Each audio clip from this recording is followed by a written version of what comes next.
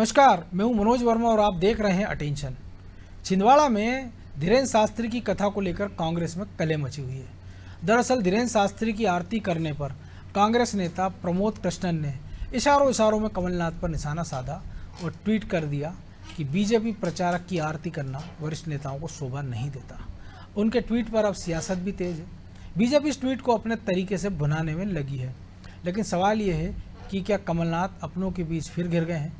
क्या हिंदुत्व जैसे मुद्दों पर कांग्रेस नेताओं के बीच एक राय नहीं है?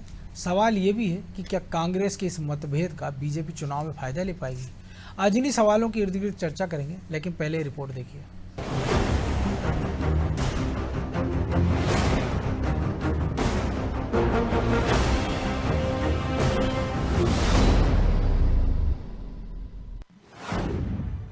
कांग्रेस में कथा पर कलह।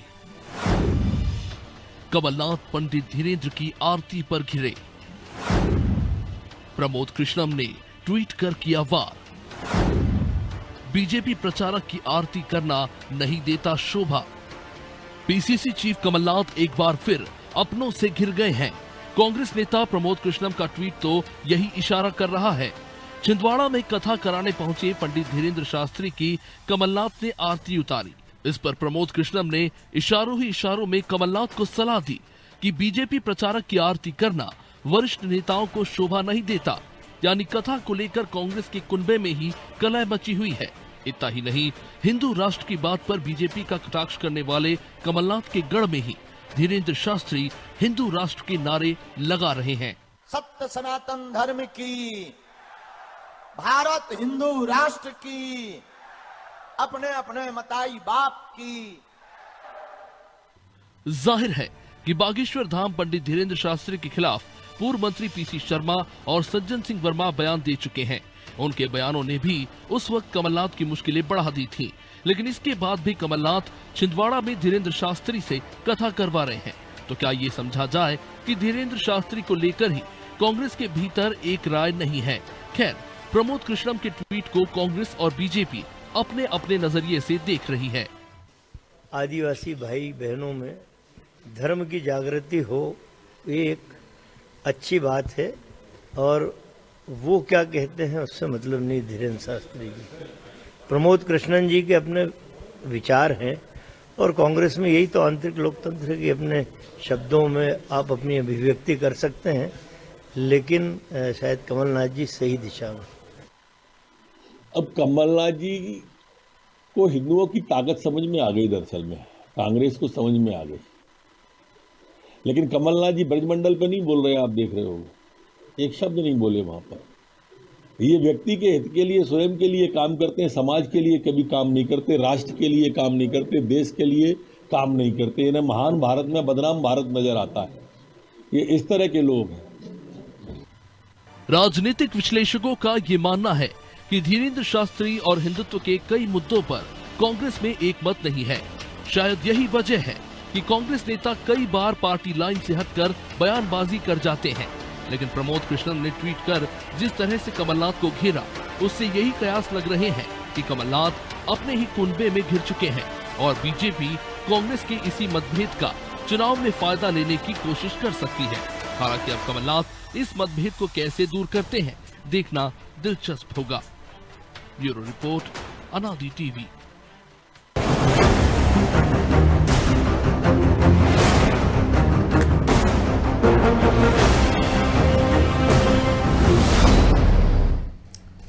तो इसी मुद्दे पर चर्चा करने के लिए हमारे साथ जुड़ गए हैं वरिष्ठ पत्रकार रमेश शर्मा और हमारे सहयोगी ब्रजेश चौक से। वो स्वागत है शर्मा जी आपका अनादि टीवी में। शर्मा जी, आवाज मिल रही है आपको? आ रही है आपकी आवाज जी। शर्मा जी, जिस प्रकार से कमलनाथ ने भगवा चोला धारण किया है, हालांकि पहले से हम देख रहे हैं कि वो खुद को हनुमान भक्त बता रहे थे, लेकिन छिंदवाड़ा में जिस प्रकार से बागेश्वर धाम की सरकार की कथा हो रही है, और अब तो उन्होंने आगे बढ़कर ये भी किया कि प्रदीप मिश्रा की कथा भी वो कराएंगे, तो क्या जिस कथित छिंदवाड़ा मॉडल का ढिंढोरा देश भर में मुख्यमंत्री बनने के पहले या मुख्यमंत्री बनने के बाद कमलनाथ पीटा करते थे, उससे उनका मोह भंग हो गया, इसलिए हिंदूवादी राजनीति की शरण में जाना पड़ा ताकि उनकी सुरक्षित सीट रहे और बेटा जिन परिस्थितियों में पिछली बार मुश्किल जीत पाया, उसकी जीत भी सुनिश्चित की जा सके। देखिए, इसमें तो कोई शक नहीं कि कांग्रेस अभी तक कहीं न कहीं जो हिंदुत्व की बात है या हिंदू राष्ट्र की बात है या अखंड भारत की बात है, कांग्रेस इससे बचती रही है। और ये बात न केवल वो बचती रही है, बल्कि अगर आप आज ये न केवल आजादी के बाद का प्रसंग है, बल्कि आजादी से पहले भी कांग्रेस अधिवेशनों में जब भी ये विषय आए हैं, इस पर मतभेद हुए हैं और मतभेद के कारण लोगों ने कांग्रेस छोड़ी है। तो ये बराबर चलता चला जा रहा है जी। लेकिन ये पहली बार ऐसा है कि कहीं ना कहीं, क्योंकि अगर आप पिछले काफी वर्षों से देखेंगे तो देश के वातावरण में एक बदलाव तो आया है। ये बदलाव न केवल ये कमलनाथ जी की जो कथा है वहां तक है, बल्कि अगर आपने देखा होगा पिछले दिनों उन्होंने हनुमान चालीसा और सुंदरकांड का पाठ भी कांग्रेस कार्यालय में कराया। तो मैं समझता हूँ ये कहीं ना कहीं चुनाव के ध्यान में रख करके ये आयोजन हो रहा है। जी। तो ब्रजेश जी, जिस प्रकार से जो शर्मा जी ने कहा और जो हम देख रहे हैं कि कथा कि हिंदुत्व, सॉफ्ट हिंदुत्व के एजेंडे पर पार्टी लगातार बढ़ रही थी और व्यक्तिगत एजेंडे के साथ साथ कमलनाथ भी आगे बढ़ते जा रहे हैं।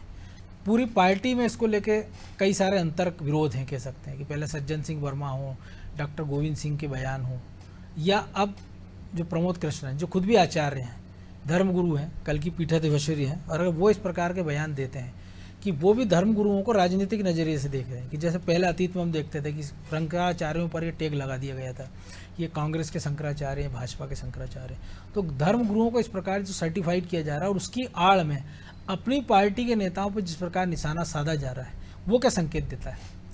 देखिए मनोज जी, जिस तरह से जो संकेत हैं, धीरेन्द्र कृष्ण शास्त्री की जो कथा है, इसके बाद प्रदीप मिश्रा की कथा होने जा रही है छिंदवाड़ा में, उससे एक संकेत तो साफ है कि कमलनाथ को अपनी पार्टी की, पार्टी के नेताओं की, पार्टी की नीति किया है, किस तरह से धर्मनिरपेक्षता के मॉडल पर चलती है, इसकी परवाह नहीं है।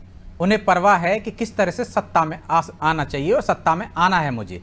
वो उस पर, उस ध्येय को लेकर आगे बढ़ रहे हैं। आप देखिए कि धीरेन्द्र कृष्ण शास्त्री को नेता प्रतिपक्ष कांग्रेस के डॉक्टर गोविंद सिंह बीजेपी का एजेंट बताते हैं। सज्जन सिंह वर्मा भी उनके बारे में किस तरह से बयान देते हैं, वही सज्जन सिंह वर्मा के अब बयान बदल जाते हैं, क्योंकि कमलनाथ की राह अलग है। कमलनाथ मुख्यमंत्री बनना चाहते हैं और वो जो काम कर रहे हैं, जो भी जिस भी चीज़ से, जिस भी, चाहे वो हम मुद्दों की बात करें, चाहे वादों की बात करें, चाहे हम कथा कराने की बात करें, धार्मिक एजेंडे की बात करें, सॉफ्ट हिंदुत्व की बात करें, वो उस राह पर चलकर सत्ता के सिंहासन तक पहुंचना चाहते हैं। उन्हें मालूम है कि मध्य प्रदेश में जो मुसलमान है वो एक तरह से उसकी मजबूरी है कि कांग्रेस को वोट देगा। उन्हें इस बात का डर नहीं है कि मुसलमान छिटक सकता है, तो उन्हें अब बहुसंख्यकों के बिना सत्ता में नहीं आ सकते। ये भी तय है, जो हम नरोत्तम मिश्रा को सुन रहे थे, कि उनको पता चल गया है कि हिंदुओं की ताकत क्या है। तो जब आप हिंदुओं के वोट चाहिए आपको, तो उसी रास्ते पर चलना पड़ेगा जिस रास्ते पर चलकर बीजेपी सत्ता में पहुंची, चाहे मध्य प्रदेश की सत्ता में, चाहे केंद्र की सत्ता में, और वो लगातार सत्ता में बरकरार है। तो अब जब आपको उस रास्ते पर चलना है, इस वजह से, क्योंकि आपको सत्ता में आना है, तो ना कमलनाथ को अपनी पार्टी की चिंता है, उनको अपनी चिंता है, उनको सत्ता में आना है, ना उन्हें दूसरे समुदाय की या मुसलमानों की चिंता है, क्योंकि उनकी मजबूरी है, उनको वोट देंगे। तो ये जो सत्य है, ये जो संकेत हैं, वो साफ हैं कि हमें सत्ता में आना है। और 2018 से ही आप देख लीजिए कमलनाथ का रुख उस तरफ रहा है। आप कमलनाथ की देखिए, गौशालाओं की बात कर रहे थे, वो धार्मिक एजेंडे पर चल रहे थे, सॉफ्ट हिंदुत्व पर चल रहे थे। उन्हें लगा कि छिंदवाड़ा मॉडल अकेले से सिर्फ सत्ता में नहीं रह सकते। छिंदवाड़ा मॉडल भी था पिछली बार, और थोड़ा धार्मिक उनका भी था, गौशालाओं की बात की थी उनने, राम पदगमन की बात की थी, और हनुमान भक्त वो 2018 से ही एक तरह से अपने आप को साबित करने की कोशिश कर रहे हैं, बताने की कोशिश कर रहे हैं। इससे पहले कमलनाथ को जरूरत नहीं पड़ी कि वो हिंदू भक्त हैं या हिंदुओं के हितैषी हैं या वो हनुमान के भक्त हैं। वो छिंदवाड़ा मॉडल से, विकास से ही जीतते रहे। लेकिन अब सिर्फ एक मॉडल से वो जीत नहीं सकते, एक मॉडल से सत्ता में नहीं लौट सकते, इसलिए वो हर हथकंडे को अपनाएंगे। और शायद यही वजह है कि हम देख रहे हैं कि उनके जो नेता हैं या उनके जो समर्थक हैं या कांग्रेस के जो बड़े नेता हैं, जो कभी खिलाफत करते थे, जो एजेंट बताते थे, वो खामोश हैं। क्योंकि ये कोई पहली बार नहीं हुआ कि कथा करा रहे हैं कांग्रेस के नेता। कांग्रेस के और भी विधायक हम देखते हैं कि कथा कराते रहे अपने क्षेत्रों में, प्रदीप मिश्रा की, चाहे वो धीरेन्द्र कृष्ण शास्त्री की हो, लेकिन कमलनाथ करा रहे हैं, और तमाम सारे कथावाचकों की या बाकी संत महात्माओं की। बिल्कुल। तो कमलनाथ पहली बार करा रहे हैं, वो इसलिए कि एक तरह से पिछली बार उनका छिंदवाड़ा मॉडल था, इस बार उनका दो रूप है, दो मुद्दों को लेकर वो चल रहे हैं कि हिंदुओं के हित के काम भी करना है, वो हिंदू धर्म की भी आस्था कर रहे हैं। आज देखिए स्वाभिमान, आदिवासियों की स्वाभिमान वो यात्रा थे जिसकी समापन हुआ है, उसमें उन्होंने कहा है कि जब एक सवाल किया गया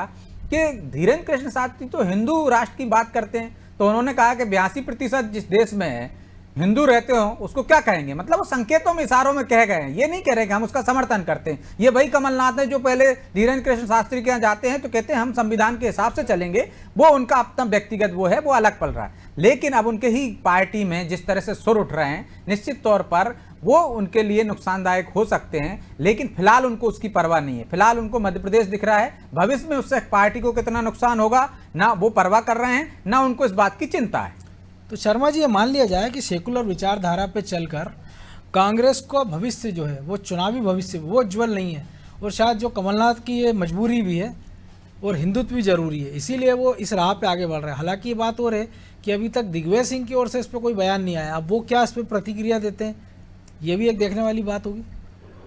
देखिए, मोटे तौर पर बिल्कुल ये बात सही है कि कहीं ना कहीं कांग्रेस को अब ये लग गया है कि हिंदुत्व से विरोध रहकर के वो सरकार में नहीं लौट सकते हैं, इसलिए उन्होंने जो कथाएं शुरू की हैं, न केवल ये कथाएं शुरू की हैं, बल्कि अगर आप देखेंगे कांग्रेस के बड़े वरिष्ठ नेताओं को वो देश भर में बड़े बड़े मंदिरों में उन्होंने जाना शुरू किया। वो राहुल गांधी जी हो सकते हैं, प्रियंका जी हो सकती हैं, और भी तमाम नेता मंदिरों में जाना शुरू किया उन्होंने, और खुद को जले और ये सब चीजें दिखाना। तब कुल मिलाकर के उनका सोचना ये है कि कहीं ना कहीं उन पर जो आक्षेप लगता रहा है कि सेकुलरिज्म का मतलब हिंदू है, तो कहीं ना कहीं कांग्रेस अपनी ये छवि बिगाड़ना, मतलब ये छवि हटाना चाहती है और ये विश्वास जगाना चाहती है कि ये भी कहीं ना कहीं हिंदुत्व के या सनातन परंपराओं के, कथाओं के इसके समर्थक हैं, और इसलिए उन्होंने अपने कांग्रेस कार्यालय में हनुमान चालीसा का, सुंदरकांड वगैरह के ये पाठ भी उन्होंने कराए थे। लेकिन इसके अलावा एक बात मैं बताऊं, कांग्रेस की रणनीति आजादी से पहले भी रही है कि कांग्रेस पर सारी अंतर्धाराओं के लोग हमेशा रहे हैं। हिंदुत्व की बात करने वाले लोग भी रहे हैं और हिंदुत्व का विरोध करने वाले लोग भी रहे हैं। ये जो मुझे लग रहा है कि कांग्रेस, लेकिन एक थोड़ा सा अंतर हो गया, उस समय जो हिंदुत्व की बात करते थे वो नेहरू जी ने उनको हाशिए पे धकेल दिया था, और आज जो हिंदुत्व की बात कर रहे हैं वो बाकियों को हाशिए पे धकेल रहे हैं कि हिंदुत्व का एजेंडा लेकर आगे चला जाए। देखिए, मोटे तौर पर हाशिए पर धकेलने की बात तो पहले भी थी। मैं एक उदाहरण देना चाहता हूँ। जी जी, उनका टंडन जी, पुरुषोत्तम दास जी टंडन का, पुरुषोत्तम दास जी टंडन हिंदी भाषा के समर्थक थे और ये मान करके चलते थे कि सेकुलरिज्म का मतलब हिंदू विरोध नहीं है, समान अधिकार रहना चाहिए। तो उनको मतभेद हुए और उन्होंने कांग्रेस अध्यक्ष पद से त्यागपत्र भी दे दिया था। तो कुल मिलाकर ये चीजें हमेशा कांग्रेस में रही हैं। अभी भी अगर आप इसका तस्वीर का दूसरा पक्ष देखें कि कमलनाथ जी कथा करा रहे हैं और प्रमोद कृष्ण जी जो है वो एक बयान दे रहे हैं, तो इससे क्या होगा कि जो कहीं ना कहीं कमलनाथ जी के हिंदुत्व की समीप आने से जो गैर हिंदुत्व को उनके टूटने का खतरा था, वो कहीं ना कहीं जुड़ा रहेगा, वो उनके आसपास जुड़ा रहेगा। ये जो स्थिति बनेगी, ये मैं समझता हूँ कहीं ना कहीं दोनों तरफ के वोटों को दो चेहरे रहेंगे। कमलनाथ जी का एक चेहरा ऐसा हो गया कि हिंदुत्व के पक्ष में, दिग्विजय सिंह जी का चेहरा, प्रमोद कृष्ण का चेहरा ऐसा हो गया जो कहीं ना कहीं जो थोड़ा सा हिंदुत्व को थोड़ा अलग चल जाए, खासतौर से मुस्लिम वोट, माइनॉरिटी का वोट, उन वोटों को साधने का ये प्रसंग रहेगा। तो दोनों लोगों को साथ करके चलने की बात इसमें हो रही है। जी, लेकिन जो प्रियंका गांधी के राजनीतिक सलाहकार माने जाते हैं आचार्य प्रमोद कृष्णन, यूपी चुनाव के बाद से ही, और अब जिस प्रकार से हम देखते हैं कि छोटी छोटी घटनाएं मध्य प्रदेश में होती है तो प्रियंका गांधी का ट्वीट आ जाता है। लेकिन अगर आचार्य प्रमोद कृष्णन कुछ कह रहे हैं, लेकिन जो बाकी जो सेक्युलरिज्म के झंडा बरदार है कांग्रेस के, चाहे वो जयराम रमेश हो, पी चिदम्बरम हो, या तमाम सारे नेता, उनकी चुप्पी क्या कहती है। और ये जो सोनिया गांधी के अगर राजनीतिक सलाहकार इस पर कुछ ट्वीट कर रहे हैं तो ये इसके भी कुछ मायने निकाले जाएं। मुझे पता नहीं क्यों लगता है कि ये कहीं ना कहीं सोची समझी कांग्रेस की रणनीति का हिस्सा है। प्रमोद कृष्णन जी को जहाँ तक मैं चाहिए, यद्यपि मेरा व्यक्तिगत परिचय उनके साथ नहीं है, लेकिन उनकी राजनीति का जितना मैंने अध्ययन किया उससे वो इस तरह का बयान बिना पूछे, बिना रणनीति, बिना किसी से बात किए इस तरह का बयान दे नहीं सकते।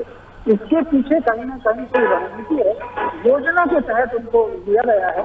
तो फिर मैं समझता हूँ कांग्रेस की ये ट्विटर की भी योजना बनाई होगी कि वो मध्य प्रदेश से बाहर के, क्योंकि मध्य प्रदेश का कोई नेता, क्योंकि अब ये जो धीरेन्द्र शास्त्री जी के खिलाफ मध्य प्रदेश के भी कई नेता बोल चुके थे, अगर वो मध्य प्रदेश के किसी नेता का इस्तेमाल करते तो उनके चुनाव क्षेत्र में नुकसान होता।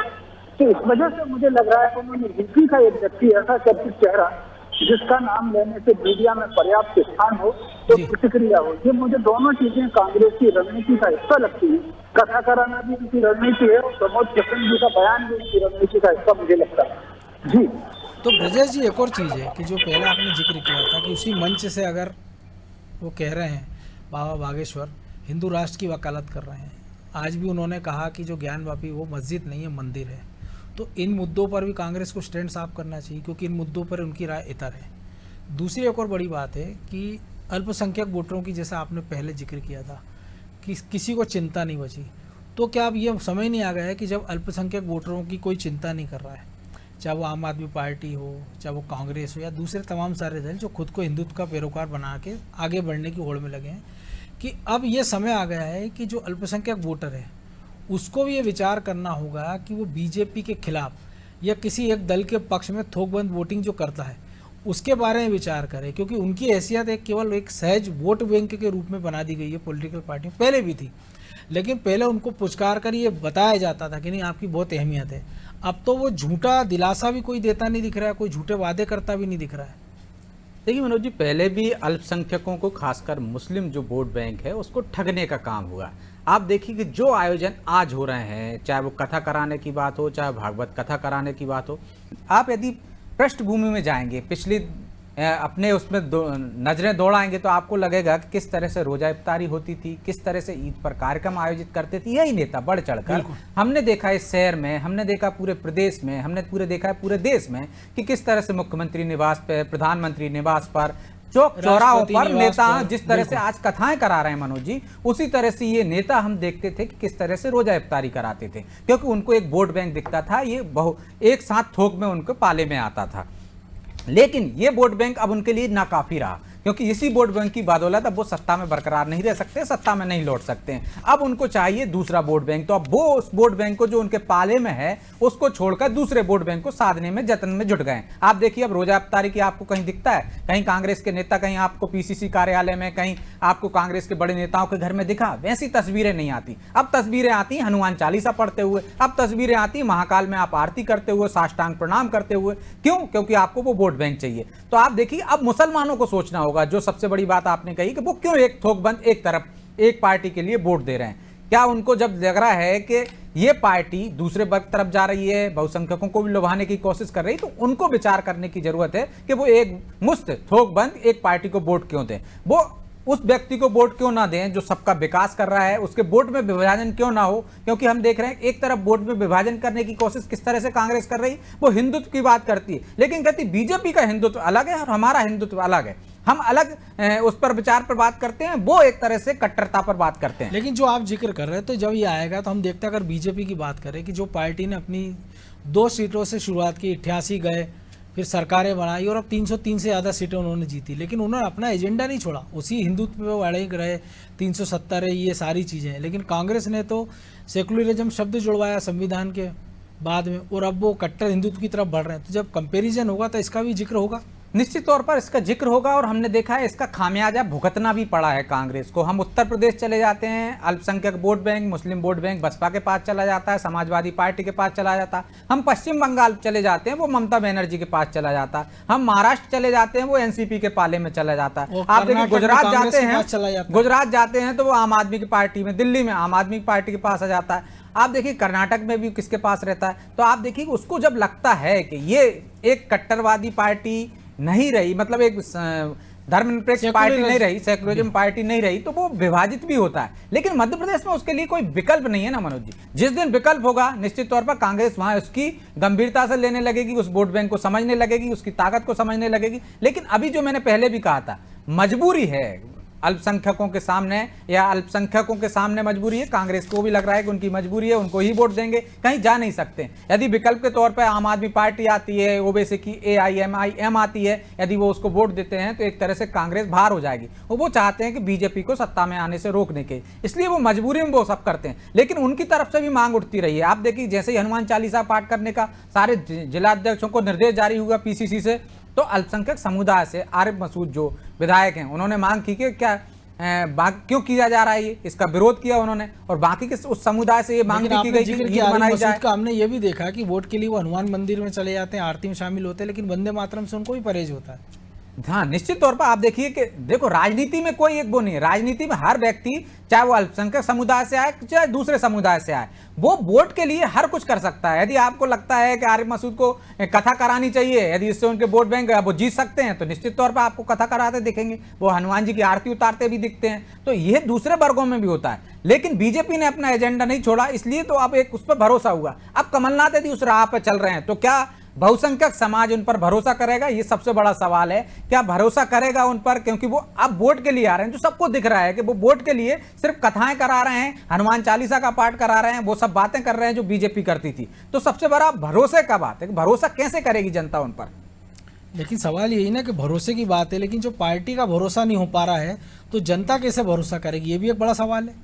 निश्चित तौर पर पार्टी में देखिए घमासान मचा हुआ है। हालांकि जो शर्मा जी कह रहे हैं कि दोनों तरफ से वो ये कोशिश कर रहे हैं कि एक रणनीति का हिस्सा भी हो सकता है कि दिग्विजय सिंह अलग भाषा बोलते हैं, प्रमोद कृष्ण अलग भाषा बोलते हैं, जयराम रमेश अलग भाषा बोलते हैं और कमलनाथ अलग भाषा बोलते हैं। ऐसे और भी नेता हैं जो अलग भाषा बोलते हैं, क्योंकि उनको हमने देखा है कि जब राम मंदिर निर्माण की बात हुई, चंदा करने की बात हुई, तो उस चंदे पर सवाल भी उठाए गए, उस मुहूर्त पर भी सवाल उठाए गए, लेकिन चंदा भी दिए गए। लेकिन कांग्रेस के ऐसे नेता भी थे जो खुद चंदा लेने, जिस तरह से विश्व हिंदू परिषद निकला था, जिस तरह से बजरंग दल निकला था, बीजेपी के लोग घर घर चंदा कर रहे थे, वैसे उनके नेता भी चंदा करते दिखे। क्यों दिखे? क्योंकि उनको लगता है उनकी विधानसभा क्षेत्र में इससे उनके वोट बैंक में इजाफा हो जाएगा, तो वो काम करते दिखे। तो ये वोट बैंक की रणनीति है। इसलिए कांग्रेस में जो एक अलग तरह का वो विचार आते हैं, कहते हैं कि आंतरिक लोकतंत्र है, वो आंतरिक लोकतंत्र नहीं है। सबको अपनी अपनी हित की चिंता होती है। जहां अल्पसंख्यक वोट बैंक से वो जीत सकता है, वहां उसकी वकालत करता है। और सबसे बड़ा हित यही है कि वोट बैंक कैसे हासिल किया जाए, या वोट बैंक या अपनी सीट कैसे सुरक्षित की जाए। बहरहाल अब समय की कमी, इस चर्चा को विराम देना होगा। बहुत धन्यवाद शर्मा जी।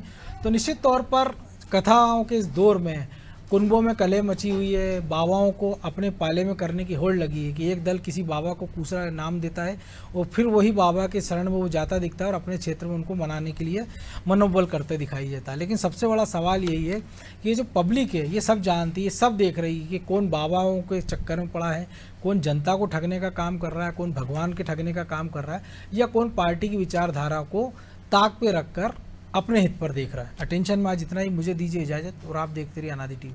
नमस्कार।